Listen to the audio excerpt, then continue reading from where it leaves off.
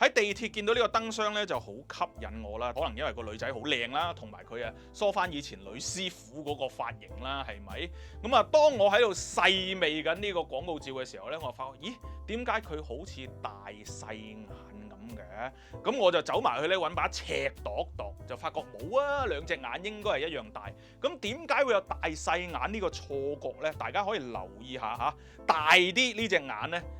咁啊，見到嗰個燈喺邊度打出嚟嘅，就應該喺個 model 嘅左上方，係咪見到個燈影係咪？咁啊，左上方打落嚟嘅時候咧，左眼嗰個燈影咧係完全係見到嘅，但係右眼嗰邊咧就嗰個燈影咧就變咗係細隻咗啊，可能啲嘢遮咗或者隻燈高得滯，咁啊變咗咧兩邊個燈影唔 balance 咧，就好似有一個大細眼嘅錯覺。咁如果係我嘅話咧，我就會偷雞將左眼嘅呢個燈影咧就 copy 過去右眼，咁就令到咧兩隻眼咧望落咧就會 balance 翻噶啦。咁啊，大家不妨睇下before 同埋 after 就係我執咗嗰張相嘅樣啦。